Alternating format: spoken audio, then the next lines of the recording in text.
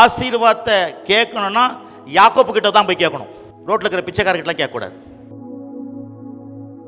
இன்னைக்கு நீ நல்லாயிரு, நீ ஆசீர்வாதமாயிரு, நீ சந்தோஷமாயிரு, நீ மகிழ்ச்சியாயிருனாலே என்னமோ ராங். இயேசு ஊழியத்தை அப்படி தான் சந்தேகப்பட்டாங்க.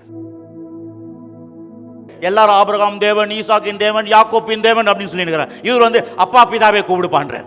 உடனே மதவாதிகளுக்கு ரொம்ப கோபம் வருது.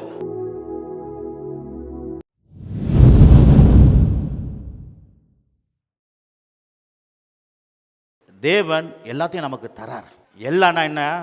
உன் ஆத்துமா வாழ்வது போல நீ எல்லாவற்றிலும் வாழ்ந்து சுகமாக இருக்கணும். எல்லாவற்றிலும் தான்.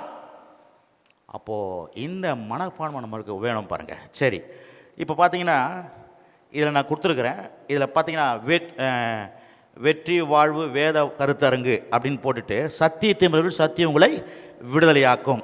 முதல் பாயிண்டில் புதிய ஏற்பாட்டில் ஆசீர்வாதம் உண்டு, அது 2வது பேஜில் இருக்குது. ஆனால் அதுக்கு முன்னுரையில் first point, second point, third point, 4th point, 5th point இருக்குது. இந்த முன்னுரை தான் நீ முடியும், அதுக்கு மேலே பண்ண முடியாது. 2வது நான் சொல்லிடுறேன். செகண்ட் பாயிண்டில் இருக்குது.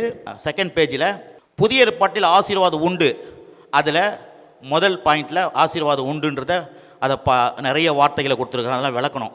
2வது ஆசீர்வாதத்துக்கு அளவே கிடையாது. 3வது ஆசீர்வாதத்தை கேட்கணும்னா யாக்கோப்பு கிட்ட தான் போய் கேட்கணும். ரோட்டில் இருக்கிற பிச்சைக்காரர்கிட்டலாம் கேட்கக்கூடாது. ஹலோ, சீபா ஸ்திரீ யார் வந்து புகழ்ந்தா?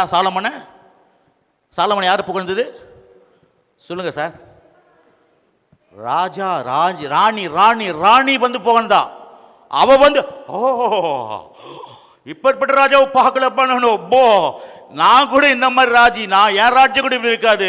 இந்த ராஜ்யத்தினுடைய அந்த ஆள் மட்டும் இல்லை, அந்த ஆள் கிட்ட இருக்கிற வேலைக்காரங்க அவங்க ட்ரெஸ்ஸை பார்க்குற ஆன்றா, அவங்க சாப்பாட்டு விட்டு தட்டை பார்த்துட்டு ஆன்றா, அவங்களுடைய எல்லாம் பொருளெல்லாம் பார்த்துட்டு அப்படியே பிச்சைக்காரி இல்லை, ராணி. இப்போ சாதாரண ஆள் ஒரு பெரிய ஒரு பங்களா பார்த்தா ஆணுவாங்க. ஆனால் அதே ஒரு பெரிய ராஜா வந்து பார்த்தா எப்படி சொல்லுவான்? அப்போ அவளுக்கே ஷாக் அடிக்கிற மாதிரி தேவன், நம்முடைய தேவன் நம்ம ஜனங்களை ஆசீர்வதிக்கிறார். அல்லேலூயா. அப்போ அந்த பாரு, அதான் ஆசீர்வாதத்தை கேட்கணும்னா யாக்கோப்பு கிட்ட போய் கேட்கணும். ஆமென். 4வது என்டியில் புதிய ஏற்பாட்டில் பணக்காரர்கள் இருக்கிறாங்க. ஏன் நிறைய நேரத்தில் பழைய ஏற்பாடு தான் சார் எல்லாமே, புதிய ஏற்பாடுலாம் ஒன்றே கிடையாது. புதிய ஏற்பாட்டில் பணக்காரர் இருக்கிறாங்கன்னு சொல்லிட்டு இதில் பார்க்க முடியும். இதெல்லாம் பிரசங்கம் பண்ண முடியாது இன்றைக்கி, கண்டிப்பாக பண்ண முடியாது. 3வது பேப்பரில் இயேசுவின் ஊழியத்திலும் சந்தேகப்படுகிறார்கள். ஏன்னா இன்றைக்கி கூட சந்தேகப்படுவாங்க. நீ நல்லா இருன்னு சொன்னாலே தேவையில்லப்பா, ஏதோ அந்த ஆள் தெரில. இன்றைக்கி நீ நல்லாயிரு, நீ ஆசீர்வாதமாயிரு, நீ சந்தோஷமாயிரு, நீ மகிழ்ச்சியாயிருனாலே என்னமோ ராங். இயேசு ஊழியத்தை அப்படி தான் சந்தேகப்பட்டாங்க. ஏன்னா அவங்கெல்லாம் வந்து மத ரீதியாக பண்ணுறாங்க. இவர் வராரு இந்த வேலையில், என்ன வேலையில், இந்த ஓய்வு நாள்லேயே ஏந்துடுறான்றாரு. இந்த ஆள் நம்ம மாதிரி ஒரு மாதிரி சொன்னோம், இந்த ஆள் வேறு மாதிரி சொல்கிறாரு அப்படின்னு அவர் இது பண்ணாங்க அவரை. பிறகு அவர் என்ன சொல்கிறாரு? எல்லாரும் ஆபிரகாம் தேவன், ஈசாக்கின் தேவன், யாக்கோப்பின் தேவன் அப்படின்னு சொல்லியிருக்கிறார். இவர் வந்து அப்பா பிதாவே கூப்பிடுப்பான்றார். உடனே மதவாதிகளுக்கு ரொம்ப கோபம் வருது.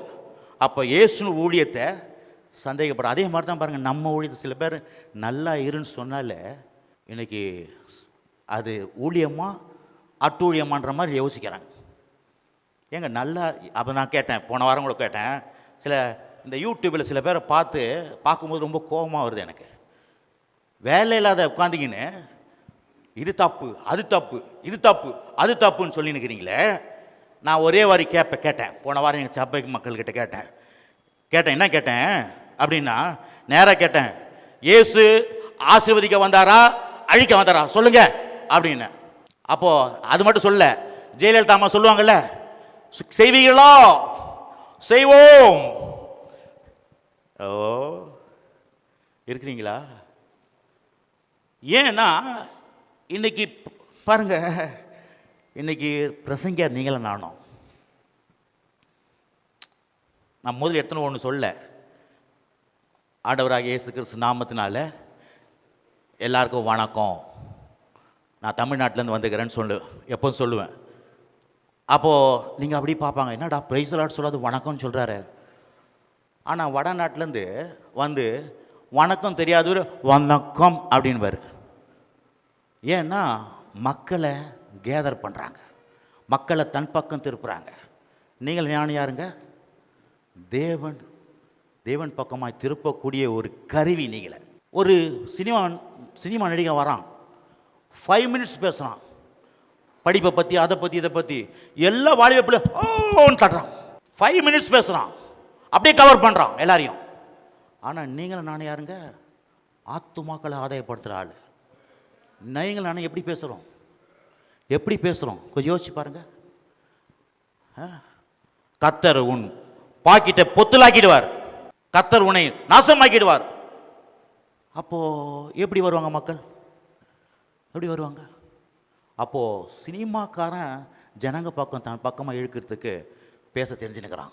ஒரு அரசியல்வாதி ஜனங்களை தன் பக்கமாக திருப்பத்துக்கு பேச தெரிஞ்சு வச்சுருக்கிறாங்க.